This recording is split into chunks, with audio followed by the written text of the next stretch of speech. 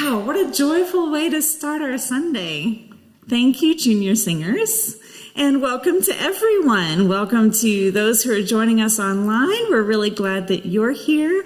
And a special welcome to our visitors as well. We hope that you'll stay after service and let us get to know you a little bit at the welcome table. First of all, before we get too far into this, I want to thank everybody who came out last night to our auction. We had a wonderful time. Yes. And a very big thanks to the auction team who did an incredible job pulling this thing off, right? Yeah.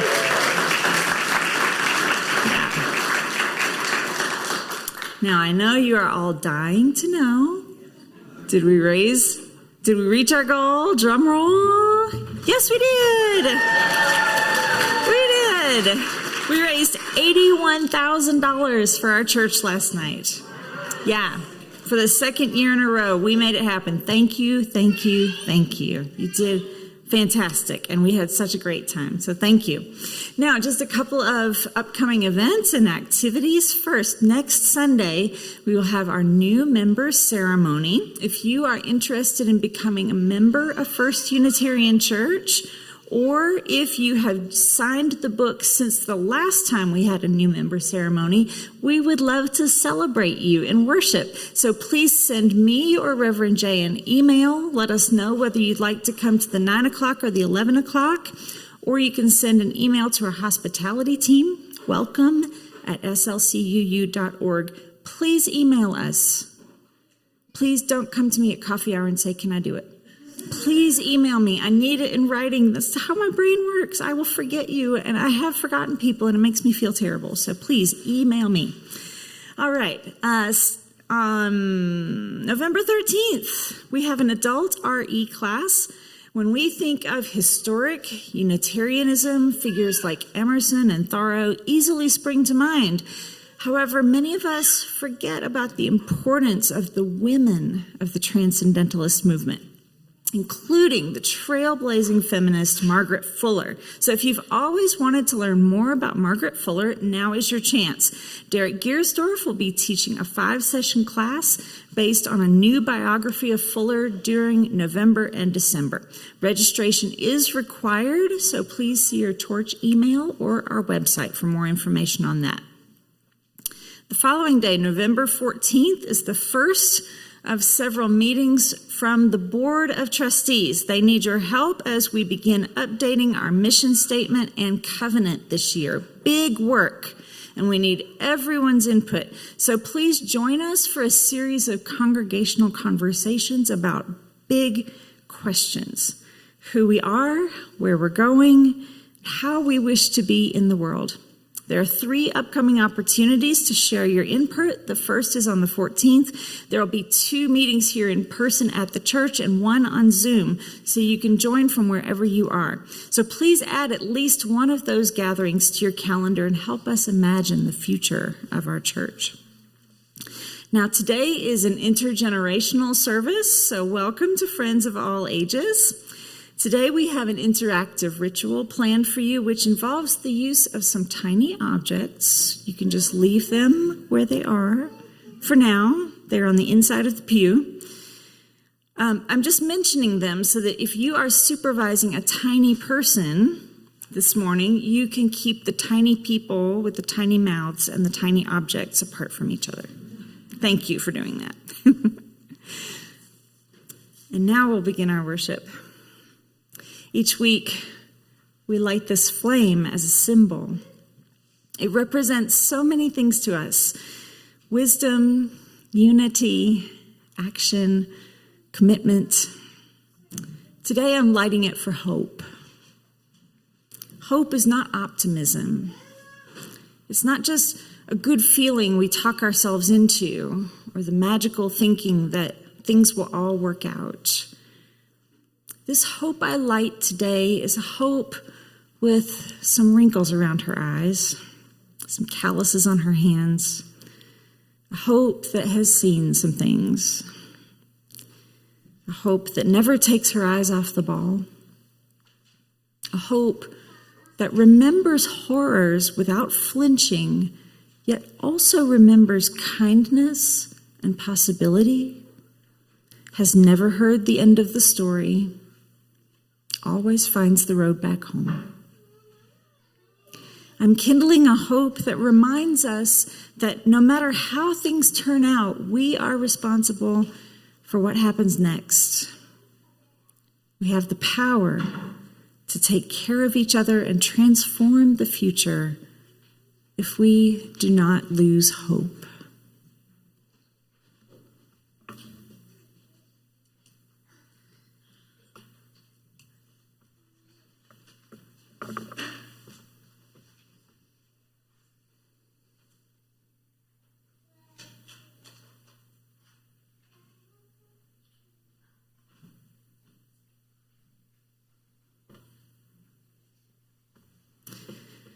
Let's comfort one another with singing. Number 1002. Please rise. 3. Let's do 3 verses.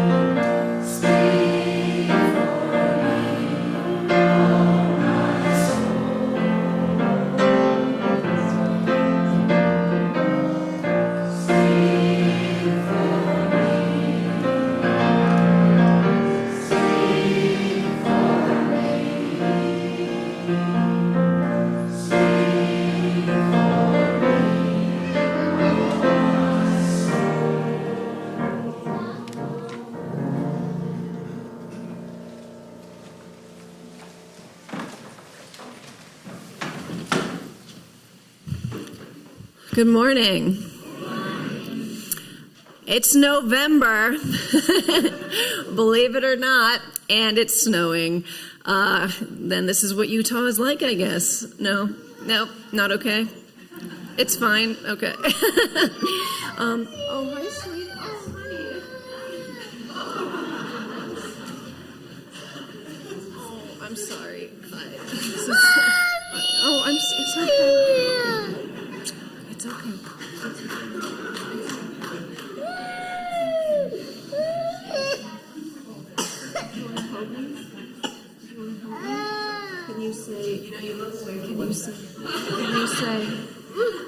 Can you say, welcome Henry Whiteside? Can you say that?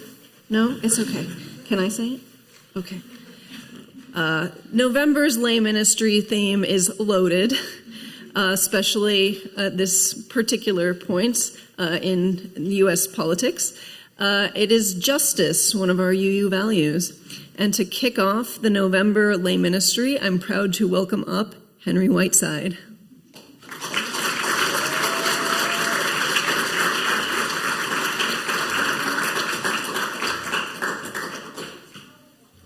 I'm sure it was W.C. Fields who said, "Never take the stage after kids or a puppy." Not only that, Reverend J has just killed the first line of my talk. Justice. We all know what justice is, right? We do, don't we? Well, we know it when we see it, or its opposite, injustice. But what is justice? Or are there justices? Join me in a ramble through my encounters through my life with justice, and let's see what we might extract from it. Several studies support what parents already know, that children very early develop a sense of fairness, usually expressed as, "That's not fair." There's even evidence that primates have a sense of fairness and unfairness. My earliest experience of justice, kids, was being frog marched back to a dime store to return a big black crayon which I had pocketed. "Mommy, what's a dime store?" My earliest exposure to the word was almost certainly in the Pledge of Allegiance. The pledge started every school day, and of course it ended with liberty and justice for all. Radio shows and TV shows always revolved around good guys and bad guys. There were sheriffs, there were marshals, but I don't recall that there were any judges or juries or trials. But most of us have had our sense of justice and fair trial shaped by having seen probably 100 radio and TV and film courtroom dramas. We have a pretty good idea of what we think it means to have our day in court. Early in my employed career, I had a first experience of formal justice. I was foreman of a jury that decided whether a little girl's injury at the Denver Zoo was due to the zoo's negligence or poor design. We decided it wasn't. A memorial service for the husband of a colleague ended with, "What shall the Lord require of a man but to do justice and love mercy all the days of his life?" This understanding of justice clearly went beyond court justice and touched on what men or women might do in their own lives. Later I heard, as most of us did, let Martin Luther King say, "Let justice roll down like waters and righteousness like an ever-flowing stream." King was paraphrasing the Old Testament prophet Amos. Amos was warning unrepentant Israel of destruction, but King made justice and righteousness aspirational for a better future. Later still, I encountered the Roman philosopher Seneca, who judges without having heard both sides, though he judged justly, cannot be considered just. In midlife, I flirted with law school. I was accepted, I was undecided, and I asked for an extension because we were going to Greece almost immediately.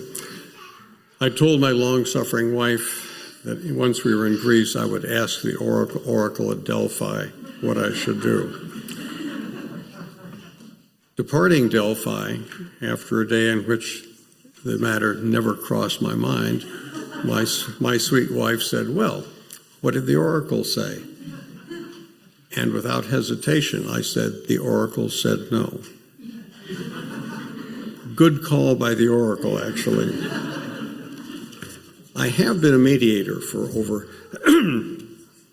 25 years. I snuck coffee into the pulpit. If you're first, you get to set the rules. I have been a mediator for 25 years. Justice, fairness, and law hover in the background in the minds of the parties as they consider whether to settle and on what terms. But just mediation is not about justice. Court is about what happened and how that meshes with the law. Mediation is about what you want to happen. Lady Justice would have to lose the sword, the scales, and the blindfold to become Lady Mediation. A nice smile would be an addition too. So clearly there was justice in a strict sense of the law, let's say with a capital J, but another sense of justice applied to individual conduct. We also see justice regularly yoked to a wide variety of causes involving inequity or unfairness. Climate justice, housing justice, food justice, education justice, justice for fill in the blank. The appeal of justice is obvious. Who can be against justice? And justice puts a banner in your hand and waves your followers onward in the fight. It's motivating. But can there be such a thing as justice fatigue? It's hard to be critical of this broad use of justice, but it does seem fair to ask if it can lead to a sort of fatigue.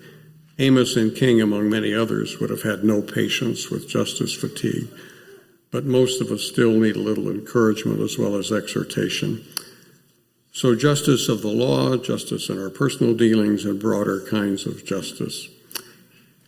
I'm glad we have 3 more small sermons and 4 more big sermons this month to deal with justice. Quoting scripture this morning with 2 biblical scholars at my back, I have been skating on thin ice. I could pray for a cold snap, but that's obviously already here. So it seems better just to get off the ice.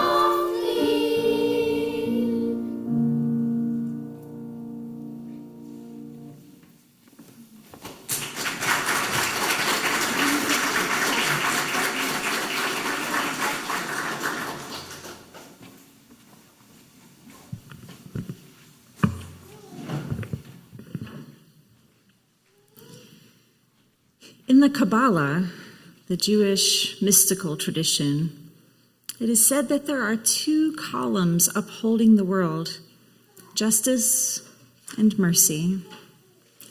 The left column, justice, is the energy of order, of cause and effect, what some will call karma. It is the energy of judgment, discernment, sometimes called severity in the literature, only in that the laws that govern the universe cannot be broken. But one column is not enough to hold up the roof of the world. The right column, mercy, is the energy of flux, the creative force, the energy of imagination and dreams. It is the force that gives us the energy to bend the rules and change our circumstances. Kabbalist Benjamin Malul says of these 2 energies that if one is only operating with the energy of judgment and order in his life, he will live a constrained, illiberal, and robotic existence.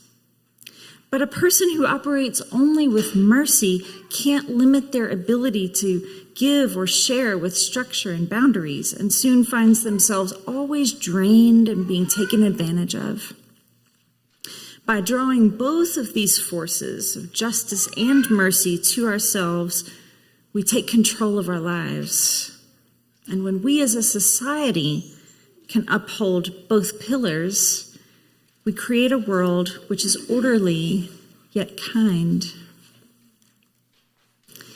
I invite you to join me in a meditative mood, perhaps closing your eyes if it feels good to you. And imagine these two pillars inside you, holding up the heart or the mind. Imagine them, perhaps tall and straight, perhaps broken or toppled. Imagine the balance of justice and mercy inside you.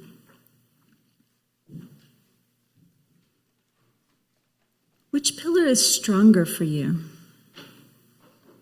Consider your pillar of justice. Is your life orderly and regulated? Do you feel grounded in what you value? Or is your life so orderly that you sometimes feel like a robot? Imagine this pillar now strong, with a firm foundation, providing structure in your life. Now consider your pillar of mercy. Is your life free and creative? Do you feel confident in your ability to imagine a bright future for yourself? Are your relationships loving and life-giving? Or do you feel rootless and stuck, empty or drained? Imagine this pillar now like a sacred tree reaching toward the sun.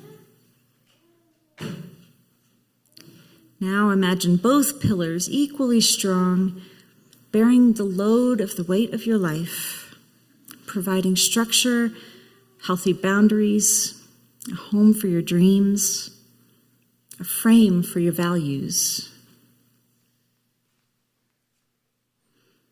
Imagine how these two pillars could transform your community, what your community needs from each column to grow healthy and strong. Your school, your church, your neighborhood, your government, bounded by laws or rules that are just and fair, that protect all the people, lifted by love that imagines freedom for all the people. As you go forth into this week, may you be supported by these two pillars, and may you share your vision of justice and mercy with everyone you meet. May it be so.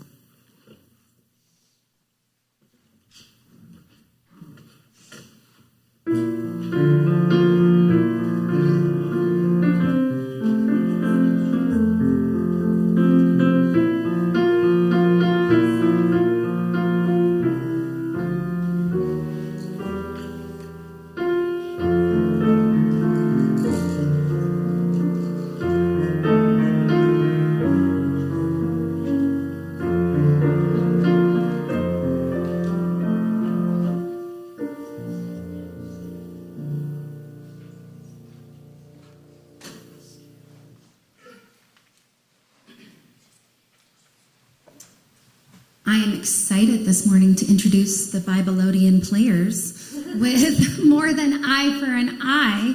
This Reader's Theater skit sprung out of a conversation they had in their class this year as they were discussing the parable of an eye for an eye.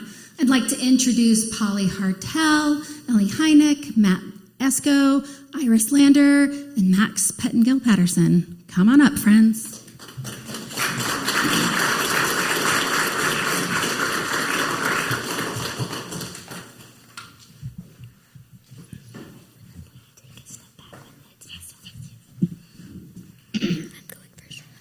Once upon a time, in a small village, there lived two neighbors, a farmer and a neighbor. They both had farms next to each other, growing vegetables and raising animals.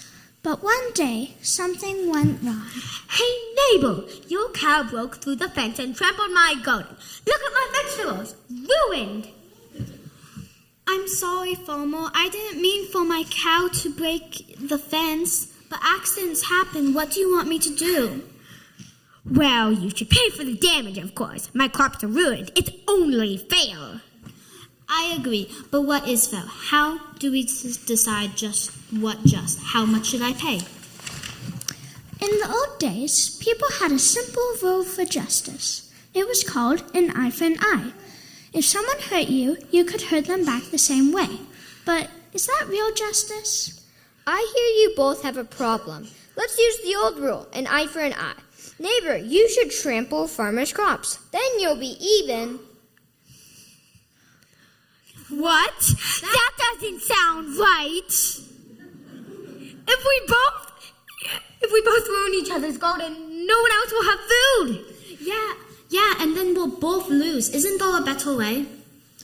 In Unitarian Universalism, we believe in justice. But justice is complicated. It's not always about getting even.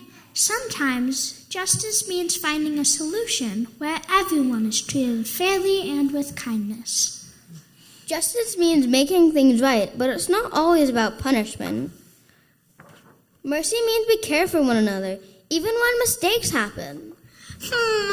So maybe instead of trying to hurt each other, we could think about how we could both be okay? Yes, what if I help you replant your garden? I could give you some seeds and help fix the fence. Now that sounds more like justice. It's about repairing the harm, not causing more of it. And so the farmer and the neighbor found a better way. They worked together, fixing the fence and replanting the garden. No one got even, but they all got what they needed. Thanks for helping me, neighbor. Now I see that justice is more than just punishing someone. It's about healing and working together. You're welcome. We're neighbors after all. Helping each other is how we grow strong. In our faith, we believe that justice is about fairness, yes, but also about kindness and compassion. We don't always need to follow the rule of an eye for an eye. Sometimes justice is about finding a new way to make things right for everyone. So what do you think? What would justice look if someone hurt you? Could you find a way to make things better for everyone?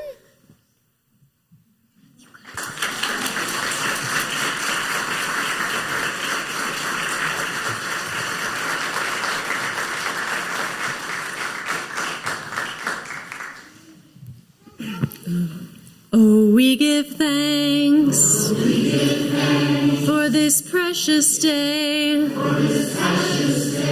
for all gathered here,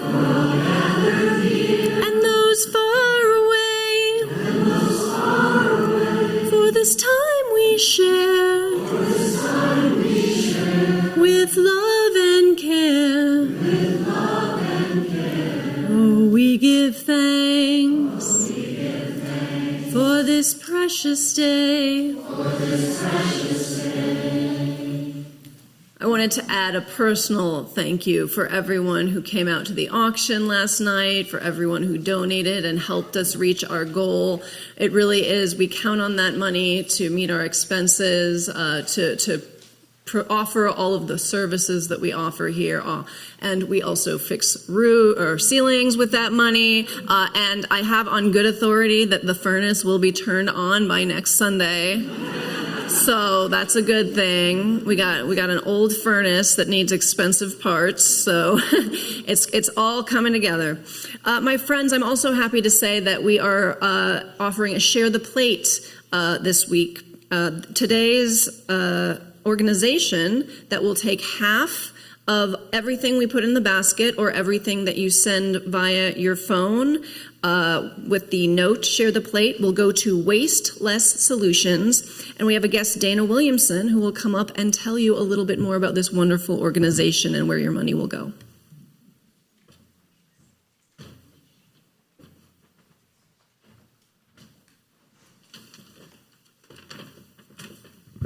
Good morning, everyone. Thank you, Reverend Jay. As she mentioned, my name is Dana Williamson. I'm CEO and founder of Wasteless Solutions, and we're a local nonprofit that's dedicated to the education, prevention, and diversion of food waste in Utah. And through our comprehensive approach, which includes food rescues, educational programs, and community partnerships, we strive to eliminate the 600,000 tons of food that ends up in the landfill every year. Simultaneously, we aim to increase access to food and nutrition for the 400,000 food insecure individuals in Utah. We also, through this, decrease the carbon footprint of our state's food waste, which is equivalent to the annual impact of 304,000 vehicles every year. At the core of our initiative is a commitment to understanding, uplifting, and empowering communities most impacted by the intersection of environmental, racial, and economic injustices. We're particularly passionate about changing the narrative from just food insecurity to nutrition insecurity. Since our founding in 2018, we've rescued over 2.2 million pounds of food, which is the equivalent of 1.9 million meals. This is all food that would have ended up in the landfill. We've served approximately 100,000 people across 4 counties in Utah. Thank you for inviting us here, and thank you for considering sharing the plate with us.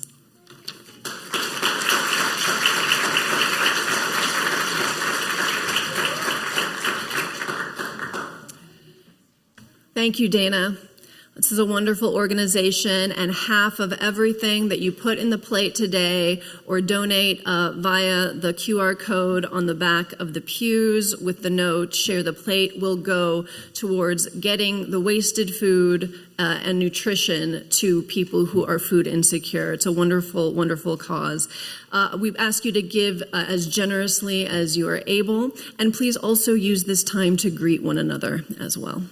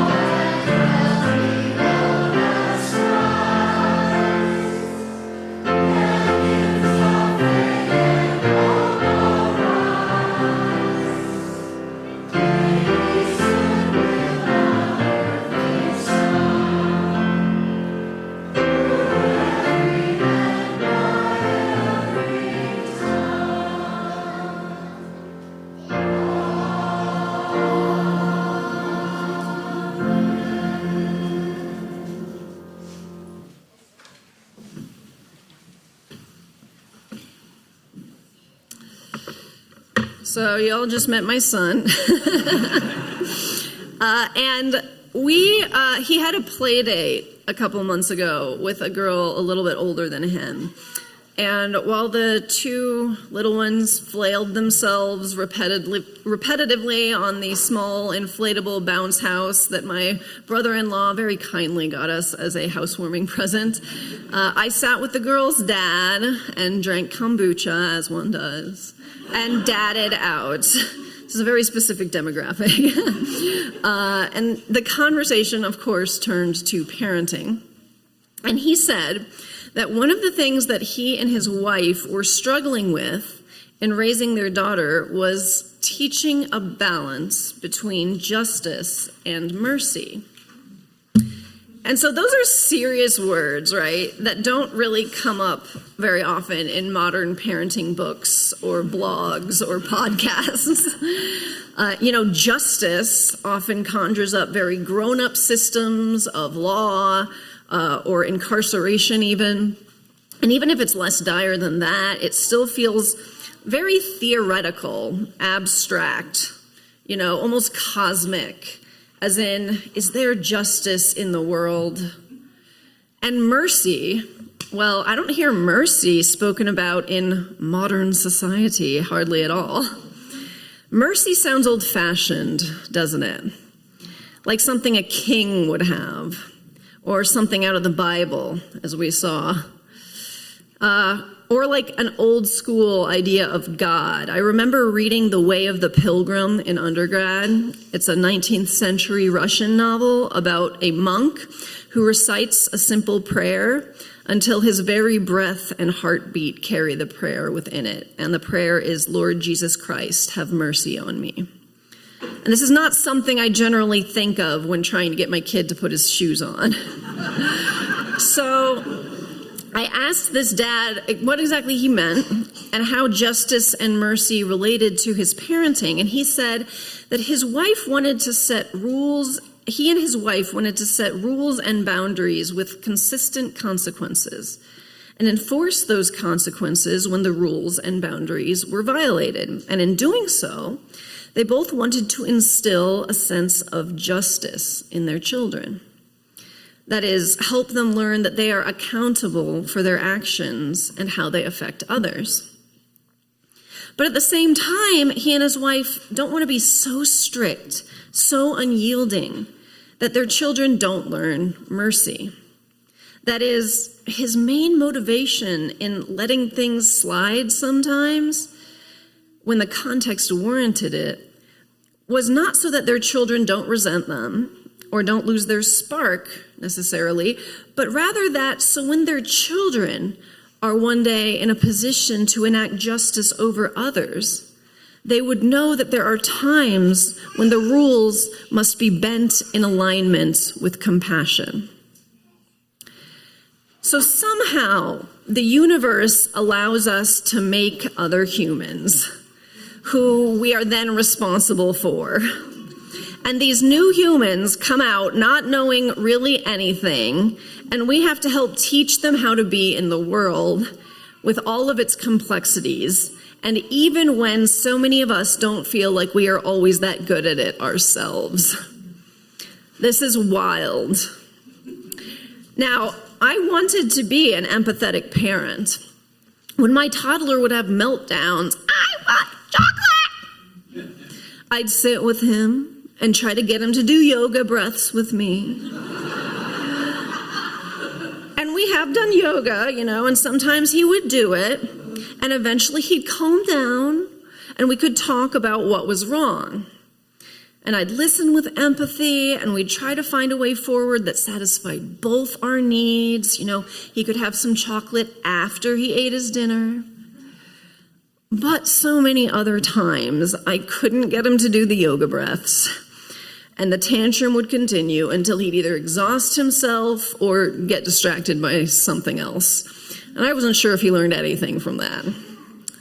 Besides, after a long day, it can be hard to summon up convincing empathy for tantrums over too many bumps in the almond butter spread over the English muffin. And when you're a parent of a young child, you learn very quickly that a lot of things that sound fantastic in theory don't always work in the realm of flesh and emotions. There are reasons there are rules. For instance, every time I cross the street with my kid, I make him look left and right and left. And I say it. I say left, right, left. Even if I'm sure there are no cars, I do this because I want it to become rote for him. Something he does without thinking about it. So that one day when he's crossing the street by himself, he will have learned how to do this to keep himself safer. And I don't want my son to grow up entitled either, thinking that rules don't apply to him. So I try to be consistent with the rules so that he realizes that there are other people in the world that he needs to be accountable to. For instance, he can't take a toy that his friend is playing with without asking, even if he wants it really bad. And he can't hit people, even if he's really, really mad. But in my conversation with this other dad, I started to think differently about letting things slide sometimes. After all, if my son will learn to be just from strict enforcement of the rules, then he would, it follows, also learn to be merciful if they were meaningfully bent on occasion. Just as I want my son to grow up with a sense of accountability and responsibility, I also want him to be compassionate and gracious when he is in positions of power. I think one reason we don't talk about mercy very often is in polite democratic society, it inherently suggests a power imbalance. To have mercy on someone else implies that you have power over them.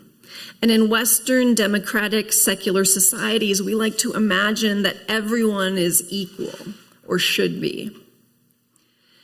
And in progressive circles especially, power can even be seen as inherently bad. After all, power is often equated with oppression. But the thing is, power can be warranted, and it can even be earned.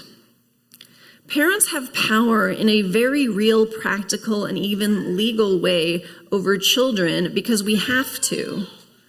Because little ones don't know how to keep themselves safe yet. And the truth is, we have power over others in a myriad of other situations.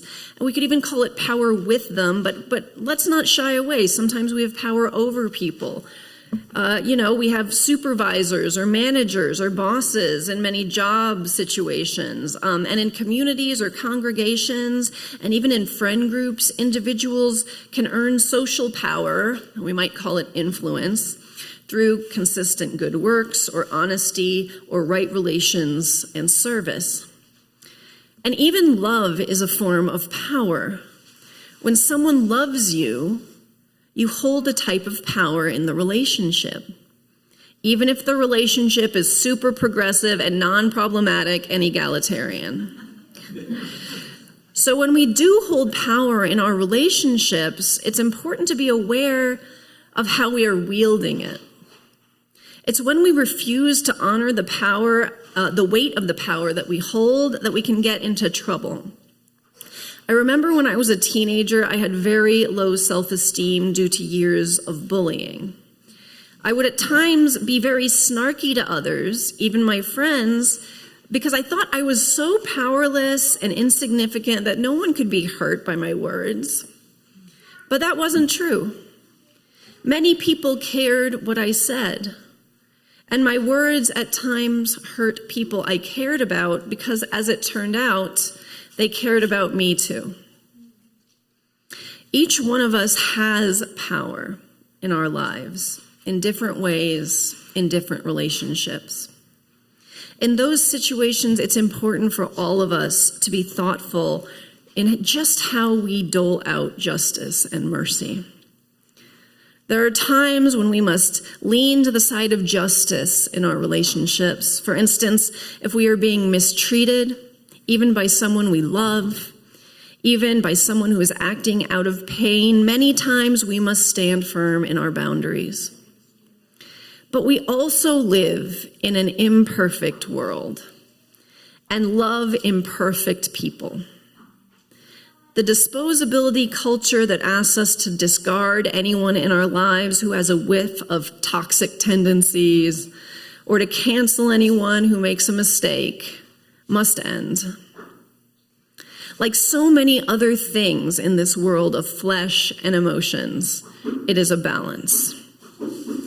And so, my friends, Reverend Monica, would you mind lighting the candle that we created together?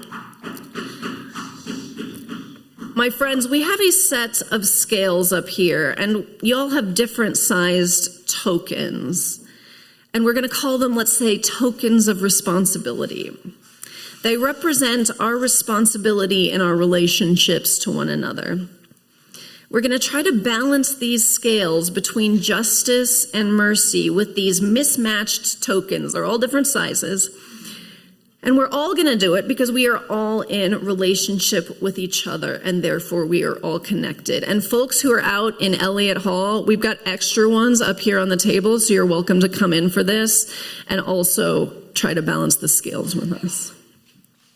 I'm going to go first, show you what we're doing, and then David's going to play, and you all can come on up and work with us to balance the scale.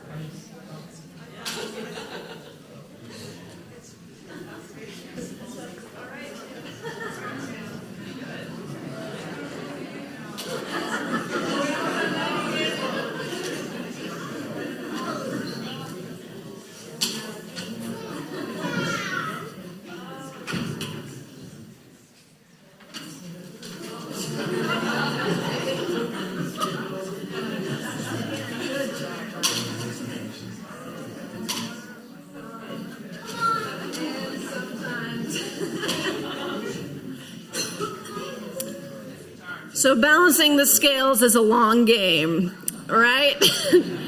And sometimes you get curveballs and it doesn't quite work out, but over the long period, right? The arc of the universe, all that. So I do ask ourselves, all of us, to be aware of our own power in our relationships, especially times like this where we might feel very overwhelmed by all of these forces in the world and the country that it feels like we don't have a lot of power over. Remember, you do hold a good amount of power with those in your community, in your family, your friend circle, your church, your neighbors. I ask us all to remember this scale this week as we interact with these folks with whom we hold so much power. As we've seen, it can be challenging to balance, but it is a practice, and we owe it to everyone we love and who loves us to keep trying to balance these scales. May it be so. Please rise in body or spirit for our closing hymn, number 1053, How Could Anyone?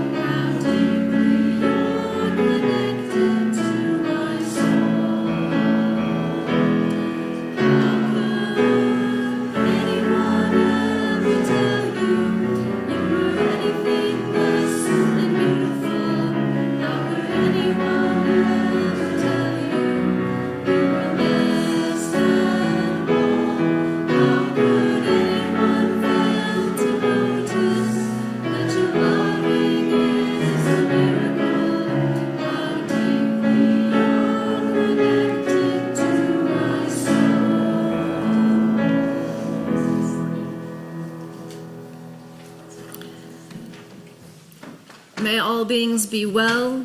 May all beings be content. May our actions be bonded to our deepest values. May we treat others as we would be treated. May we move through each day with compassion toward ourselves, our friends, and our enemies. May each breath bring us closer to our truest selves and to those we love. May it be so.